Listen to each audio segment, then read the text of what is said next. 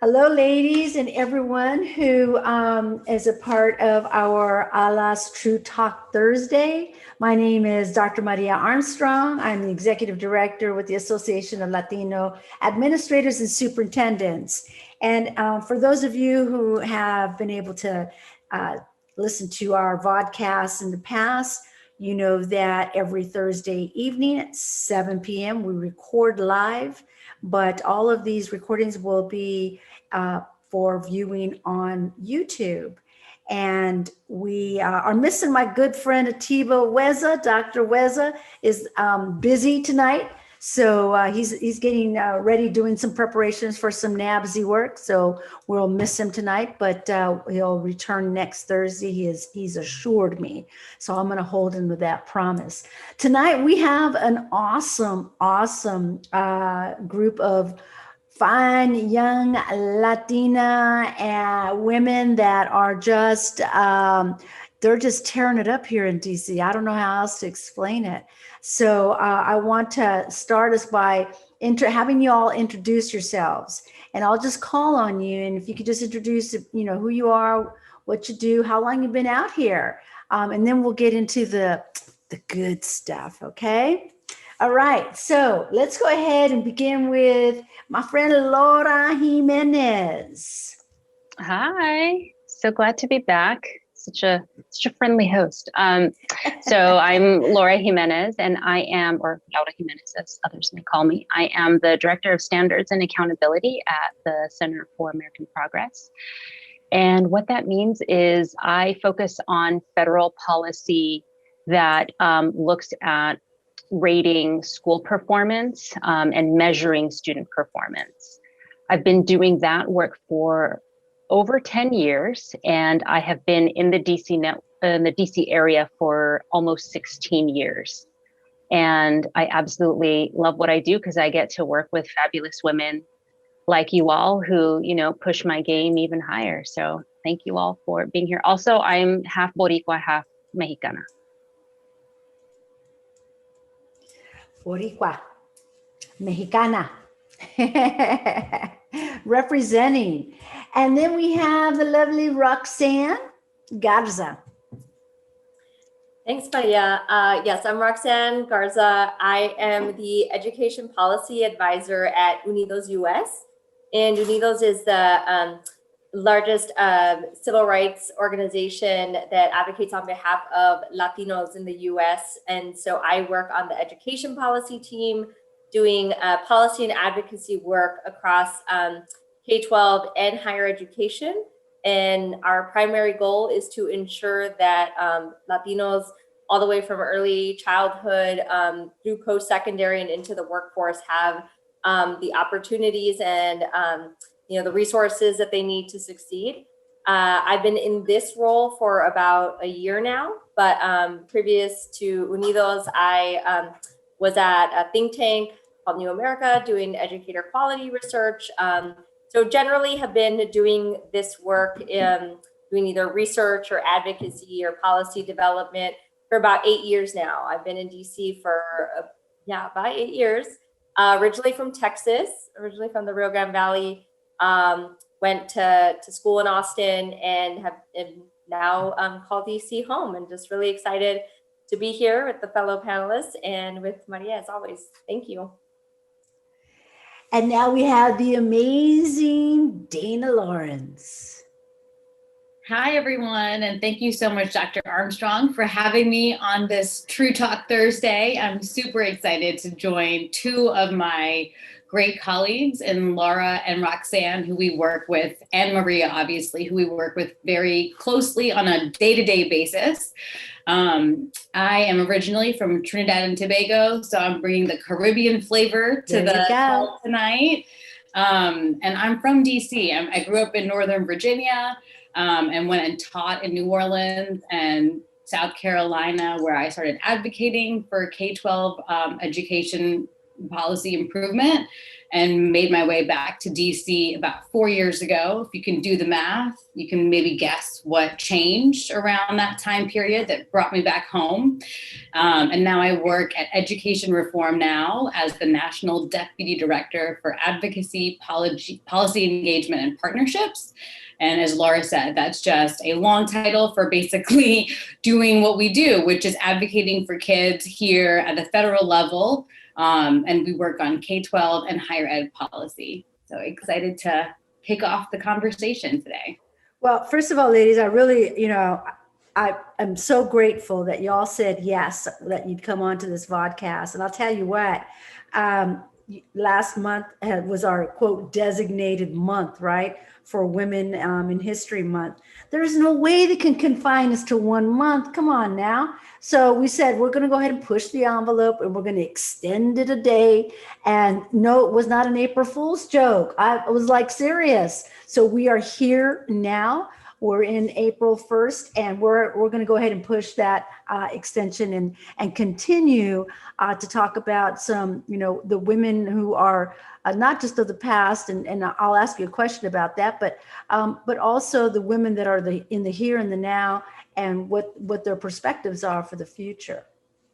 So with that, let's jump right in.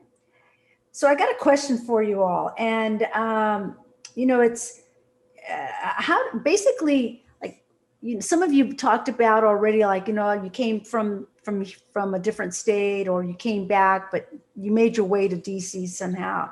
So how were you inspired to work in DC? And did you work in, policy development or advocacy in your before you even came to DC? Like, what inspired you to do this kind of work?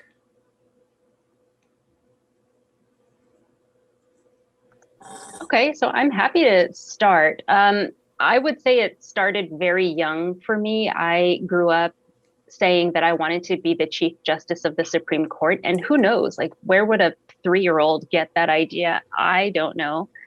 But that's just kind of how I've always been. I've always regarded the law as something that was important to society. I went to college at UCLA thinking pre-law, took the LSAT, bombed it, and was like, okay, maybe I don't want to do this. And took a breather, joined the Peace Corps. And it was there that I got really inspired, because I was a teacher and I had some brilliant students who were never going to get the opportunity to pursue their education because of the laws and policies of their country.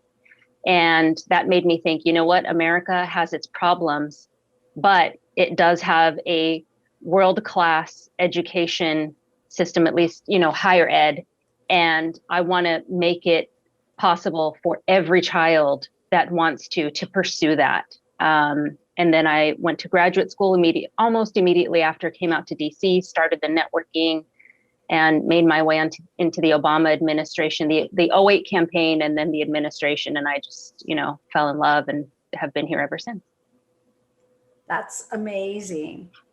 I learned something already, and we're only 5 minutes into this show. I know. I did not know you did Peace Corps, Laura. Roxanne, did you want to hop on, or? Well, I was just gonna, I'm happy to go next, but I was going to say that Laura, you apparently had way higher aspirations than I did when you were young, because funny enough, I have always also been interested in, like, government and politics. But when I was younger, I used to tell people that I wanted to be part of the best political team on television, so CNN.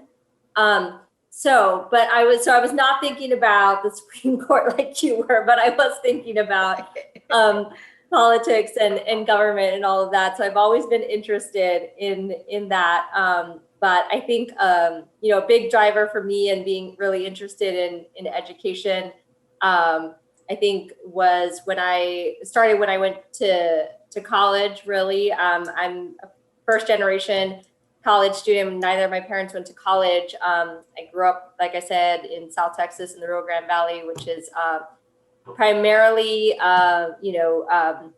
Latino, primarily Mexican. It's also a pretty low income area.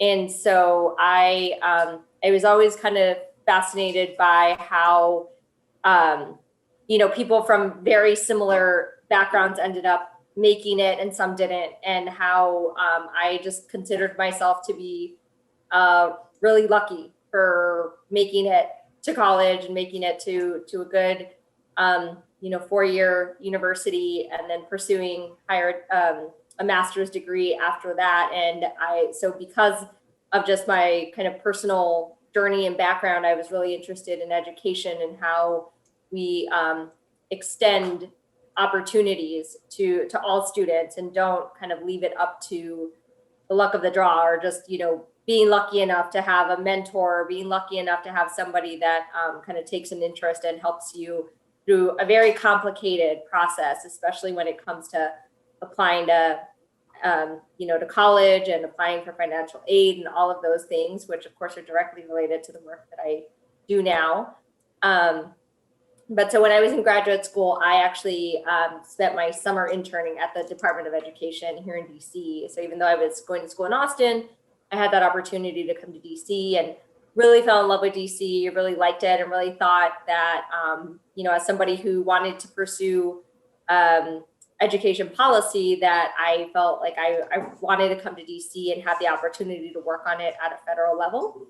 I definitely thought I would come to DC for a couple of years and then go back to my home state. 8 years later, I'm still here. So that's kind of how I ended up here and doing the work that I'm doing now. And I have a very similar story, I think a little bit of both of you guys, but it was part personal experience and then part understanding that educational equity is not something that everyone has access to, or I should say a high quality education. Growing up in Trinidad, my parents did everything they could to get me into the best schools. My aunts and uncles and grandparents were teachers and educators and principals, and I went to a multitude of schools, from, the traditional public schools to parochial schools. I remember going to TML, which is Trinidad Muslim League, and I am not Muslim, but that was the school that my parents thought was providing the best education at the time, and they did what they needed to do to get me in. And this was before I was 6, because I moved to the U.S. when I was 7. So clearly they were doing the school choice thing, finding That's the awesome. getting in there. So we moved up, lived in Arlington, Virginia, and eventually to Fairfax County Public Schools. And looking back on my journey when I was in college, I was a pre-commerce, so business track. That did not work out, kind of like the law track for Laura, but, eventually found my path in education. And I did an internship during my master's in public policy at UVA at DC Public Schools, and got to see, the vast inequity, knowing that my parents immigrated all the way from Trinidad so that I could be the first in our family to get a good education and go on to college, similar to Roxanne. And then saw that what was going on across the Potomac River in DC was the exact opposite of what was going on in Virginia. And that bothered me. So I ended up joining Teach for America and taught in New Orleans, which was about 5 years after the storm, after the Hurricane Katrina, obviously. And things had a long way to go from what was, going on before the storm, and just seeing what is possible when you have a bunch of adults who are highly committed to transforming education for those students in their classrooms was extremely motivating and inspiring. And so after those 2 years in New Orleans, I knew I had to stay in education and obviously have my policy degree. So went on to teach in Charleston, South Carolina, and made my way into policy, advocating at the state level there in South Carolina after getting out of the classroom. Saw that my, reach was only limited to the kids that I was able to see. And there were so many other kids who were probably experiencing some of the very same inequities that were due to things that policymakers, quite frankly, needed to be responsible for improving.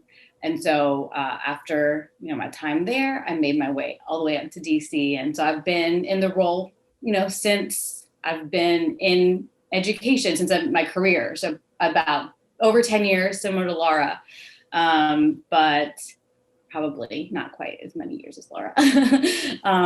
And just know this is where I'm meant to be, and figuring out always where am I going to make the most impact? Is it in the classroom? Is it at the school level? Is it in advocacy role or government? But I'm really grateful for all the opportunities that have been presented and to be here today. You know, it's super interesting to hear how, you know, there's some similarities and then some very distinctions, right, between the three of you. But there's a common thread. It's all based on your own personal experience, and then coming out from that to ensure equity for others. You know, it's that charting of the path. You know that it wasn't an easy road, and so you want to make it easier, or at least accessible for others to be able to not have to go through, you know, all the obstacle course of a pathway that you shared. So that's a uniter. What's been an important piece of legislation that you've had your hand on or in, and what made it so important? I don't want to always be first. All right, Dana, I think Dana's like, she's ready. I have to think about this one because I've been in this space a while, but I haven't been in the lawmaking, policymaking space, especially on the Hill. And the past 4 years, which is how long I've been in DC in this role, have been under the Trump administration with a Republican-controlled Senate and House, except for the very end since 2018, when Democrats took over the House. So we've been playing a lot of defense. So I can't speak to a specific bill that has gone all the way through the process and has been implemented, because I got to DC after ESSA was passed.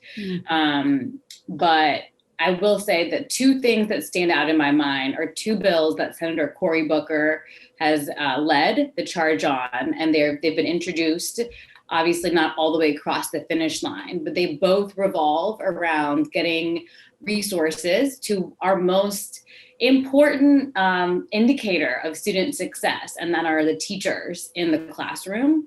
The RAISE Act and the STRIVE Act are two specific pieces of legislation that, in my role in this short 4 years, was able to work on, I'm sure in partnership. I bet CAP and Unidos, I would not be surprised if they were very much active on this legislation as well.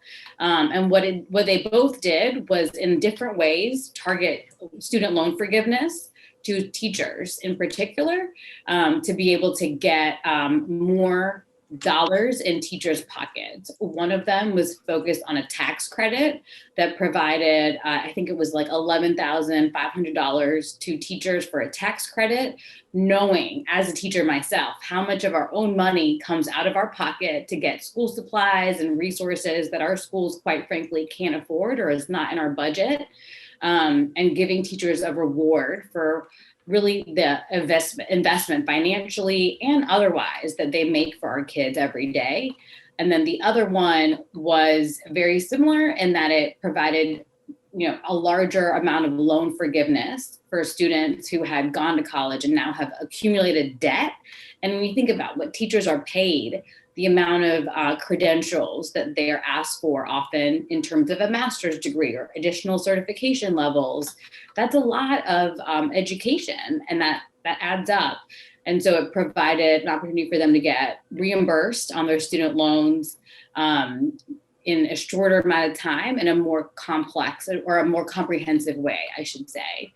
And it was also targeted to teachers in high poverty schools. So there was a correlation between the amount of loan forgiveness you're going to get and the students that you're teaching, if they are higher poverty, to get really the best and brightest teachers into the schools that need them most. So I was proud of working on those pieces of legislation. Two very important pieces, absolutely. And we're going to come back and talk about that a little bit, because, you know, student loans are a hot topic right now. So we'll come back to that. Roxanne, you ready? Yep. Yeah, thanks, Dana, for all of your work on those two bills. I know they're two bills that, yeah, I've definitely had experience with as well, and they're really important. So thank you so much for your work on that.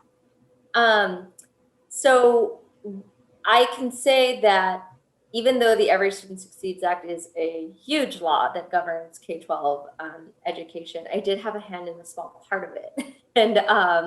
And so when I first came to DC, one of my first jobs was doing advocacy for a nonprofit that implemented extended learning time programs across the country by bringing in professionals from the different variety of sectors, whether it's medical field, tech field, variety of sectors into middle schools to really help provide kind of like hands-on learning, apprenticeship-like opportunities for middle schoolers to really help engage them in their academics through a hands-on real-world experience. And so the policy work that I was doing here in DC was really advocating one, on behalf of just the federal funding streams that generally supported the schools that we were partnering with, which were generally Title I schools, but also advocating for increased funding for things like after-school programs and extended learning programs. And pre-ESSA, again, we're going to get like real wonky real quick, and then I will pull back up.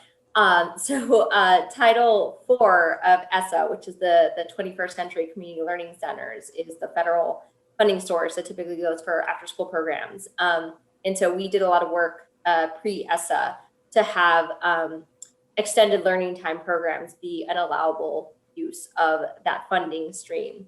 And it gets really wonky if you even try and think about, okay, well, what are the differences between after school and extended learning time? And it gets very nuanced, but that was a huge win for for our programs, but also for other, obviously all the other extended learning time programs across the country that were really working to implement, longer school days or longer years, school academic years, to really implement like high quality academic programming, either after the regular school day or within the longer academic year. And it was definitely a really great learning experience early in my policy career, learning that you could spend several years working on changing a line in a law and how slow moving policy work can be, but also just how amazing it can be to feel like